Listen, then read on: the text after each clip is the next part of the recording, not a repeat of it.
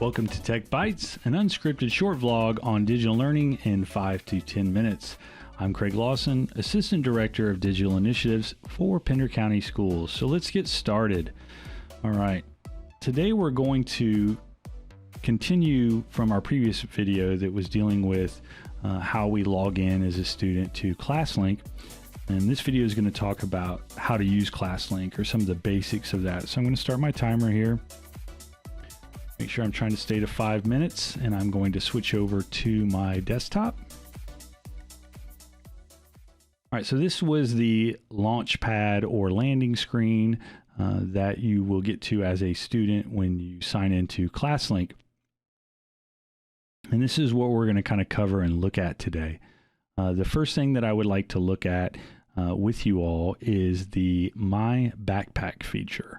So you'll see a My Backpack application here, and down here you'll see a button that says My Backpack. When you click on this as a student, it will take you to a list of your courses that you have, which you're enrolled into in PowerSchool. When you click on those courses, you can see any message left by a teacher within ClassLink, and you can see individual apps assigned by your teacher. So if there's any apps that are not here on this main screen that you need specific to that individual class that you're taking, your teacher can assign it to you in My Backpack. Again, this was a demo account that I'm using here for the purposes of this video. So there's not any classes the student's currently assigned to. Also over to the right, you'll see My Analytics.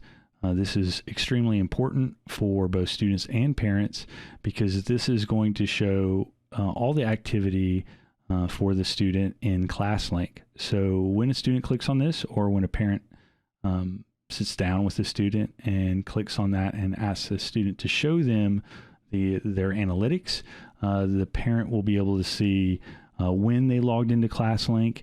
They can click over here on App Summary, and they'll actually be able to see which applications the students used within ClassLink, how many times they launched those applications, and how much time they spent in those applications.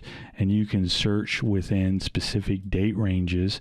So for example, if I'm at work and I come home and I want to take a look at what my child has done on ClassLink for school today, I can go down here and select just today, and I can go to App Summary, and I can see which applications they logged into, and I can see how much time they spent in those applications. So this is a great tool and resource. Teachers have access to see this for all their students as well, but the student themselves can see it for their activity, and parents can see the student's activity with this My Analytics. All right, I'm going to go back here to ClassLink Launchpad. So we kind of covered those features of the My Backpack, My Analytics. You also have a My Files here, which just takes you to your Google Drive information and stuff. So that's one way you can get that.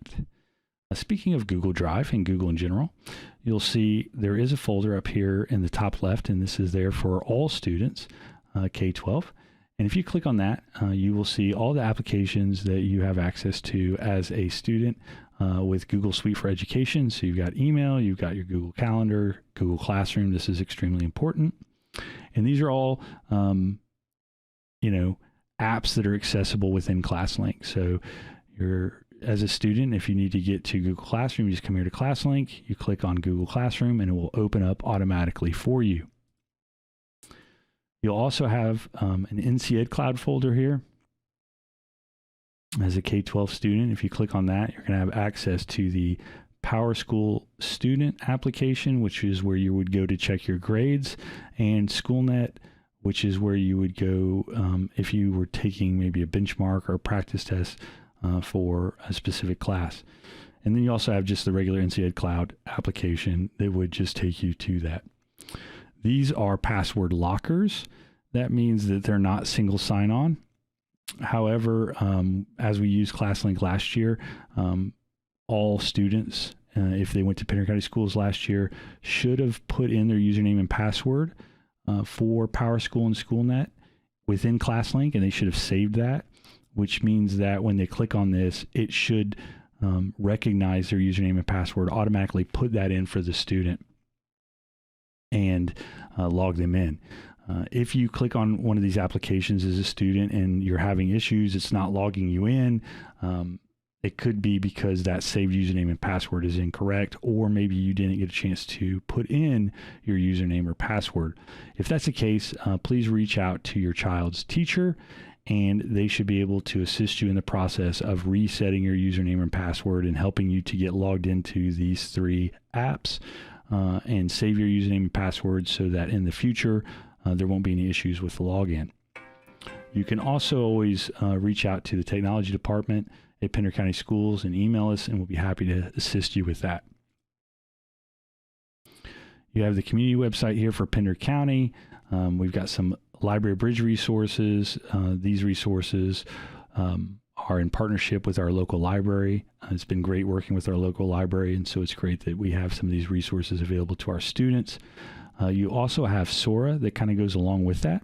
Sora is an application that allows students to check out ebooks and audiobooks. Those ebooks and audiobooks can be ones that we've purchased at the district level or at the school level, or they can actually check out books from the local library.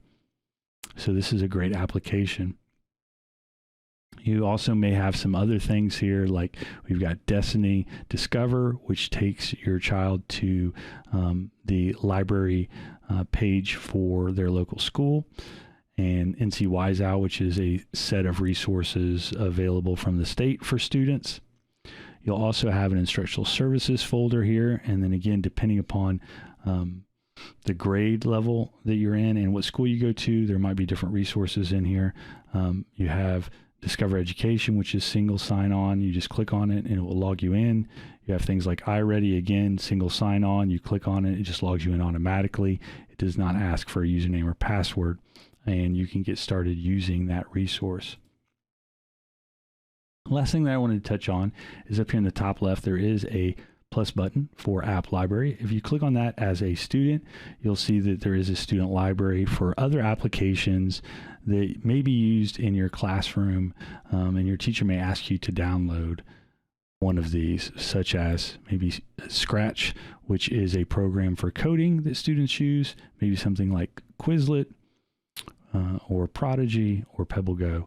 So again, a student would just come here, and if their teacher directed them to download one of these applications, so they like Quizlet, they would just click on the add button and then hit here to close that screen, and we'll see now that that application has been added to their home screen. If they ever wanted to edit that, delete that, they would click here on the edit mode button. This is kind of like if you've got an iPhone and you hold your app down until they're all like wiggling around on the screen and you can move them around. Once you hit edit, I can now move my applications around on my screen and change which order they're in. I can also hold applications on top of another application and create my own folder, similar to what I would do on a smartphone or an iPad. So you have that option here with the edit mode feature. You can also change your theme, your app size, font style, and some of the color schemes here. So you can personalize this ClassLink experience. All right.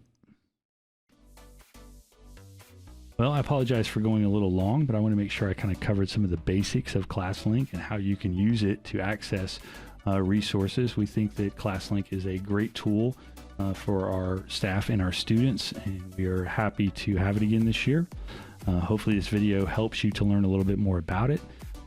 If you ever have any questions, please feel free to reach out to your teacher. Again, the technology department, Pender County Schools, we're happy to assist you in any way that we can to make sure that you're able to use these tools effectively and that they're a benefit to you. As always, thank you for joining me. Please like and subscribe, and I'll see you soon to share more bite-sized tech tips.